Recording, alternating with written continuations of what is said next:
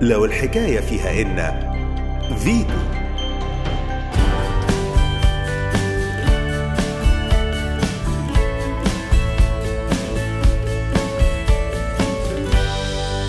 ياسمين، ليه ولاد المرأة؟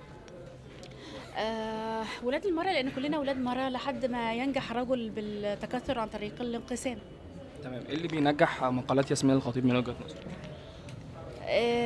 من وجهة نظري يعني مش عايزة أقول إن هي المقالات فيها مضمون من وجهة نظري، وأرجو إن تكون دي وجهة نظر الناس وانطباعهم.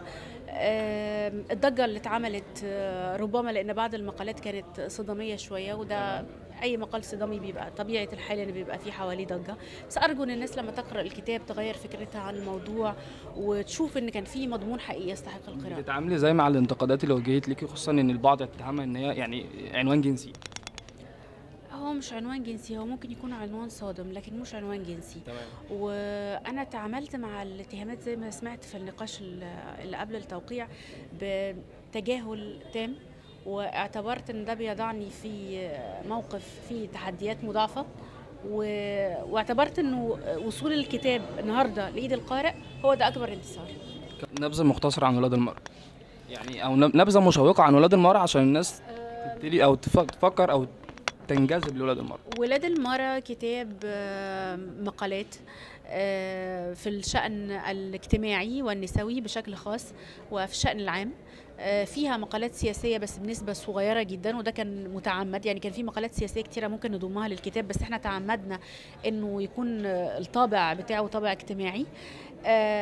مش كلها مقالات صادمة زي ما الناس متوقعة، أو مش مقصود إن هي تكون صادمة، لكن ممكن يكون بيجمع ما بين نسبة كبيرة من المقالات اللي في الكتاب إنها محاولة متواضعة مني لتغيير مفاهيم وخاصة بثقافتنا وبعاداتنا وتقاليدنا. إيه اللي هينجح ولاد المرأة؟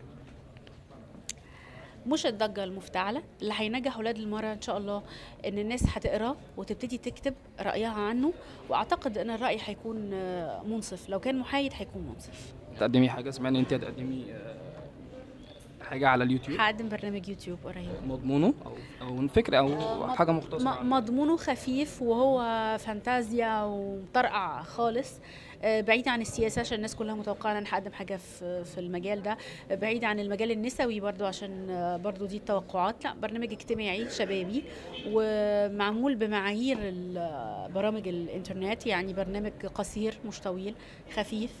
اتمنى ان هو يعجب الناس ان شاء الله. يعني الحاجة اللي انت نفسك تعمليها وما عملتهاش لحد دلوقتي؟ نفسي اقدم برنامج مناظرات كبير. اول ضيوفك تتمني يكونوا مين؟ اول ضيوفي لا مش هحدد اسماء معينه، بس مثلا اتمنى انه اول حلقه تكون حلقه بتناقش قضيه حقيقيه مهمه تمس مجتمعنا وتمس الوسط الثقافي بشكل خاص. اتمنى مثلا نناقش موضوع الغاء ماده ازدراء الاديان من القانون المصري، ويبقى الضيوف من المتضررين من الماده زي اسلام بحيري، وعلى الجانب الاخر من المؤيدين، وتبقى مناظره علميه وجمهور هو اللي يحسم.